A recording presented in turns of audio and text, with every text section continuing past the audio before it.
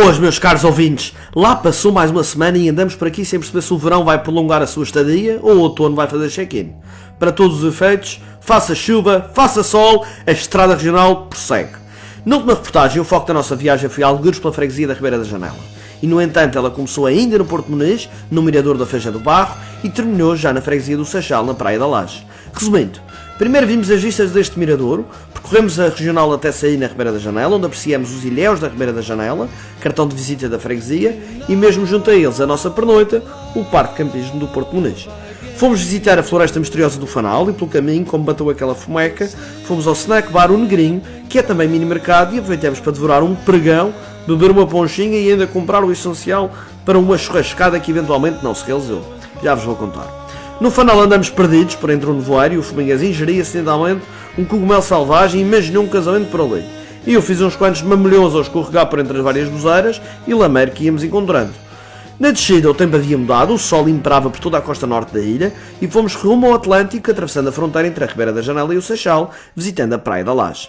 No bar Praia da Laje fomos recebidos de forma calorosa pelo Sr. Ernesto e pelas suas caipirinhas únicas.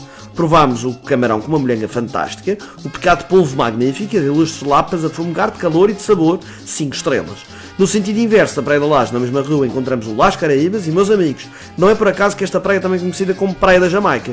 Ao subir as escadas do restaurante parece que atravessamos um portal interdimensional e de repente estão nas Caraíbas, com um coquetel que apela à Caribbean Passion, com uma vista sobre o mar e palmeiras inimaginável.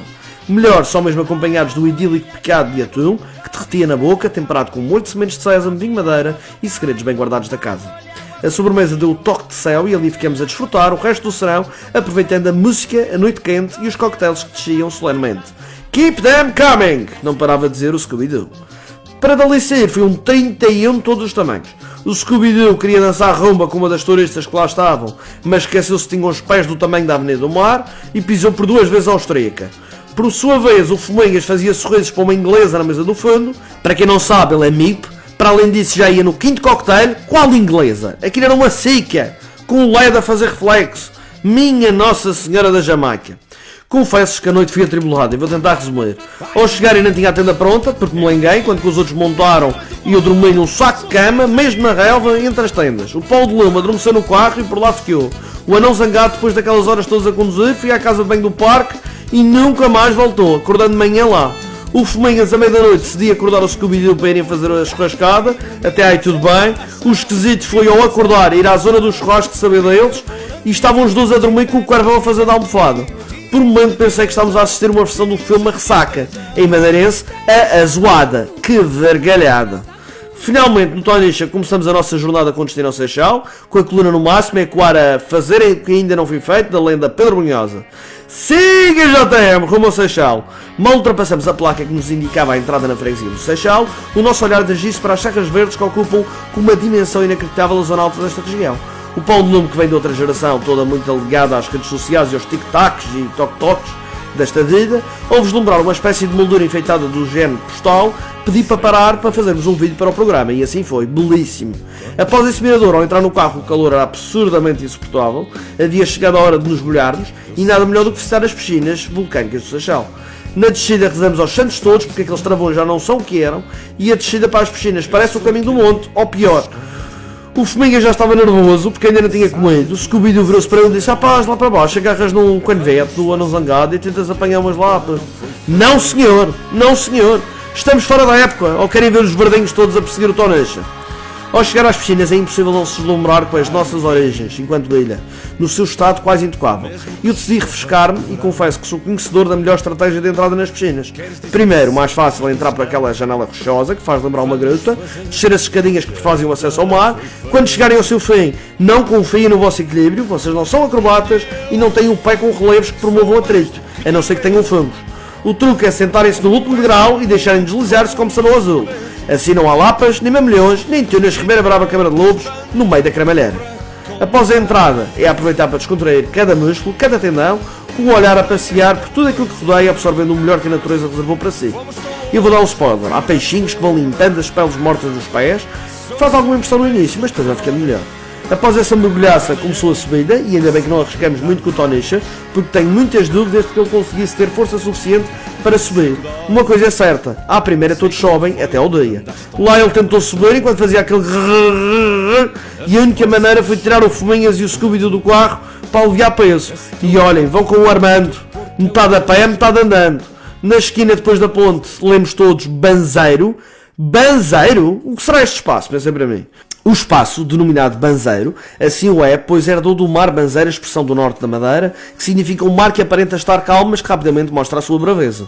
O Mário, o proprietário e mente por trás do projeto, explicou-nos tintim por tintim a sua visão e em que moldes funciona o Banzeiro. Primeiro, este espaço destaca-se por trabalhar apenas com produtos regionais, a maioria deles exclusivos da região norte da ilha, onde os produtos de origem do Seixal se destacam. Com base nestes produtos, sendo ele hortícolas ou frutos, originaram-se os batidos, os gelados, os sumos e até a poncha. A verdade é que o mar queria dar-nos a provar de tudo, mas optamos pela inovação e originalidade, por isso escolhemos o batido de araçal, algo claramente fora da caixa, e claro, para matar o calor, um geladinho de ananás do Seixal, caseiro, acapadinho de fazer pelo próprio Mário. Ao provar, os meus sentidos apuraram-se em sintonia, onde o visual, o olfativo e o paladar lideraram o caminho. Sentado naquela esplanada acolhedora e pitoresca, posso aventurar-me a dizer que senti-me um turista a experimentar a melhor da ilha, mas que homenagem ao Seixal. Além do maravilhoso serviço completo de gelataria, bar, café de batidos, o Banzeiro era ainda mais banzeiro do que se esperava. Para além de banzeirar o nosso paladar, é um banzeiro cultural, pois é neste espaço que vários artistas locais expõem e vendem os seus trabalhos. Isto é de louvar e por isso, Mário, muitos parabéns. Vimos t-shirts, bolsas, malas, caixas de óculos, ímãs de frigorífico desenhados em basalto, aventais, colares, garrafas de vinho da marca Terras do Avô, brincos, telas, e cada parede que os nossos olhos cruzavam era sinónimo de mais arte regional. Saímos sem palavras e extremamente agradecidos pela visita. Apontem já o nome, Banzeiro. Dali, com tanto ver mar, o calor continuava a apertar e não houve um que dissesse que não à minha sugestão de ir à praia do Seixal. A descida começou, novamente com uma paisagem sobre os montes e vales que pintam a paisagem norte da nossa ilha.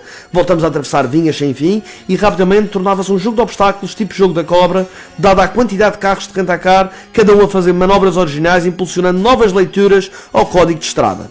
Confesso que pela estrada tudo um pouco me espantou, desde o sol na encosta às vinhas sem fim, quebrando-me o pensamento até a última descida onde acredito ter chegado ao paraíso. Não consigo descrever, não consigo. Tentei falar, mas engoli tudo e simplesmente deixei os meus olhos brilharem. Após estacionar, observei um barco a chegar e pensei que sensação, deve ser maravilhoso. Chegada à praia, não hesitei, larguei a camisola da estrada regional, deixei-me entrar como se fosse o Michael Phelps na partida olímpica e na água deixei-me absorver aquele turquesa com sal como se me temperasse a alma. Nós madeirenses somos riquíssimos, somos bilionários e nem sabemos. Deitados olhávamos para cima, para baixo, à volta e observávamos a natureza como se estivéssemos no Olimpo. O verde é interminável, o seu cair no mar é um poema à ilha que habitamos, é razão de orgulho. Rapidamente atravessamos o túnel em direção ao Clube Naval do Seixal, porque é tudo divino e tal, mas o estômago estava invejoso e começou a mandar-me despenhá-lo. À chegada reparamos que havia piscinas naturais, também aqui, um pouco mais largas que as anteriores e igualmente belíssimas. Ao sentar-nos, a primeira visita que recebemos foi de um gato lindíssimo, com os olhos da cor do mar do Seixal, iniciando a nossa visita. O Jorge, colaborador e gerente, recebeu-nos com enorme entusiasmo, ele que é um ávido leitor e espectador do nosso programa, e chamou o Sr. Bruno Castro, o proprietário, que sabendo da nossa presença, concedeu-nos alguns minutos para conhecer o seu projeto e após nos terem apresentado a carta, indicou-nos alguns pratos a experimentar. Desde 2015 que o Sr. Bruno gera o espaço, tendo garantido uma originalidade fora do comum e garantido sempre capacidade de resposta face ao boom turístico existente nos últimos anos na Costa Norte. Criou um espaço que se traduz num ponto de encontro e convívio, onde a gastronomia local e o serviço de bar de qualidade impera. Recomendou-nos o atum, que quisemos provar no formato de sandes de atum, a garopa, o picado de polvo e insisti que provássemos os cocktails. Enquanto os nossos pratos foram preparados, eu dirigi-me à zona do bar e fui aprender com quem sabe a fazer os nossos cocktails desta tarde. Primeiro começamos por preparar um Neptunia à base de gin, extremamente bem elaborado, com recurso ao pepino e soda, com um sabor refrescante, digno de degustar cada travo. Em seguida o Gran Cabaret, ao modo do Clube Naval do Seixal, também com base no Gin Hendrix, com sumo de limão e um toque de groselha com um toque de pepino também. Por último, com trava, maracujá e limão, um belo mix feito por mim como se estivesse no filme Cocktail, saiu um maracujá martini. Que delícia! Mandei para o Paulo Lume, mas assim que provei pedi outro para mim. Mais uma vez com aquela vista, estávamos num filme. A sandes de atum era de outra galáxia, a garopa acompanhada de batatinha salada fresquíssima, como se acabasse de sair do Atlântico, foi devorada num pescar de olhos, sabia mesmo amar, com aquela carne branca de excelência e com uma vista de sonho. O pecado de polvo, meus senhores, parecíamos pombos, todos a atacar aqueles pecados de molusco como se não existisse mais polvo no mundo. O tempero que é essencial num pecado estava no ponto e garanto-vos que se o pedirem vão confirmar todas as minhas palavras. Tenho a certeza que quer na comida, quer na bebida ir ao Clube Naval do Seixal será uma visita de que não se arrependerão, e a proximidade com a praia faz com que esta seja uma das praias mais apetecíveis da Madeira. Agradecemos com muito entusiasmo toda a experiência e amabilidade do Clube Naval do Seixal em oferecer-nos esta refeição. Após a saída do Clube Naval do Seixal, queríamos ver o que faltava ver nesta freguesia e aventuramos pelas suas estradas. Sabíamos que não podíamos passar a fronteira para o concelho que se seguia, mas ir até lá perto não faz mal a ninguém. Lá seguimos pela regional, todos vidrados na panorâmica que emergia à nossa frente, sem saber o que dizer. Seguimos a placa que indicava a ida para São Vicente, mas como vos disse, esse não é o nosso destino. O nosso objetivo era chegar a um dos miradores mais conhecidos da região, o mirador do Véu da Noiva, e depois de um túnel prosseguimos na estrada e o famoso símbolo dos binóculos apareceu. Logo após foi a altura de virar à esquerda e entrar por uma ruela onde no fim encontramos o tal mirador. O mar bate nas rochas com a sua força, o azul turquesa quase transparente mostra-nos o fundo e não me espanta que tanto peixe bom escolha estas encostas para fazer a sua vida. Se eu tivesse mais dinheiro na conta, também eu escolheria. O cansaço do dia começava a dar das chuvas e sabíamos que não podíamos avançar, porque o nosso plano dizia que apenas no dia seguinte entraríamos no Concelho de São Vicente. Para além disso, tínhamos ouvido muitas recomendações para experimentar o restaurante histórico do Seixal, o Solmar. À chegada, confesso que fiquei surpreendido, o espaço era fabuloso, amplo, bem decorado e possuía zona interior e exterior. Obviamente a esplanada estava completa, os aromas preenchiam o espaço e faziam-nos acender aquele ratinho. Descobrimos que era também uma residencial e perguntamos se havia quartos, ao que o proprietário, o Sr. Paulo Freitas, nos disse que sim. Ficou decidido que ali ficaríamos e descansávamos um pouco antes de jantar, mesmo ali. Subi as escadas, como sempre, liderando a manada, fiquei surpreendido ao ver a área comum, da vista era sublime, com uns sofás, um guarda-sol, digno de um alojamento único. Entrei no quarto e rapidamente, cansadíssimo como estava, deixei-me adormecer um pouco. Daí a nada acordamos todos, refresquei-me, o tempo tinha mudado, ainda assim era possível ficar sem saber o que dizer ao abrir a janela e ver de oeste a este, onde novamente avistava os ilhéus da Ribeira da Janela e em seguida o Val de São Vicente e ainda mais à frente Ponta Delgada. Impressionante, que vista. Descemos para jantar e como já tínhamos reservado, conseguimos a tal mesa na esplanada, reparei nas fotografias em molduras que enfeitavam o espaço e ficamos tremendamente impressionados com as belas imagens. O Sr. Paulo explicou-nos a origem do seu projeto, agarrando uma casa com história, ressalvando e elogiando o trabalho enorme elaborado pelos antigos proprietários. O restaurante Solmar mantém a essência e mantém os pratos que conquistaram por décadas o público madeirense internacional. E é por isso que as pessoas continuam lá a voltar pela tremenda qualidade. Começamos pela dose de lapas e bolo do caco. As lapas, como seria de imaginar, estavam fantásticas. O bolo do caco, uma referência, feito de modo diferente e tostadinho como se gosta, dos melhores. Para começar a rega, a ponchinha regional, feita na hora e bem feita, e degustá-la com aquela vista foi uma maravilha. Experimentamos a famosa sopa de peixe, com um tempero fora de normal, cremosa e ao mesmo tempo mantinha aquele sabor do peixe saboroso. Depois, ainda nas entradas, o polvo de escabeche, ao qual ninguém naquela mesa ficou indiferente. Para acompanhar a refeição, fomos presenteados com o vinho regueiro, da casta Alvarinho, e embora seja da família dos verdes, não era gaseificado, mantendo o seu sabor sem perturbações, lembrando até um vinho branco. Espetacular, fiquemos fãs e não parava de chatear o Sr. Paulo para escolher o seu fornecedor. Eis que chegaram aos pratos principais, onde o budião e o peixe espada com banana fizeram acompanhar-se de batatinhas caseiras da zona, fritas, e uma salada incrível. O Paulo de Lume mal deixou tocar-me no seu budião, tão bom que estava. Sabem aquele sabor a fresco, aquele sabor a peixe grelhado no ponto? Era isso e muito mais. O filete, tenho de ser sincero com vocês, já comi muitos filetes de espada, mas nenhum com um contorno assim. A maneira como foi panado era diferente e por mais que tenha tentado adivinhar não consegui, e ainda bem, porque assim tenho mais uma razão para voltar. O arroz de lapas, um dos ex-libres da casa, também nos foi servido, e bem servido, e acompanhou o filete e o budião como poucos acompanhamentos o fariam. Come-se muito bem no Seixal. Aliás, até cá ficava mais um dia para experimentar mais. Terminamos com um cheesecake da casa, com um pormenor interessante, era servido com um copo de vinho da colheita tardia, conjugado na perfeição o doce do vinho e o doce da sobremesa. Aprovadíssimo!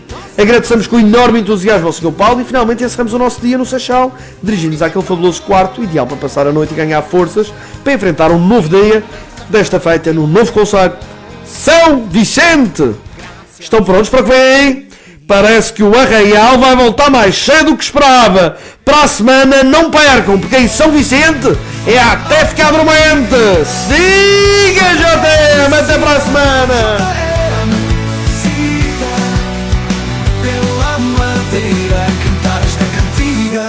Do Funchal ao Caniçal, Porto da Cruz a Santa Cruz, São Vicente até ficar dormente, a jornada começa e não se sente. Vamos pela ilha, com poncha e alegria, JR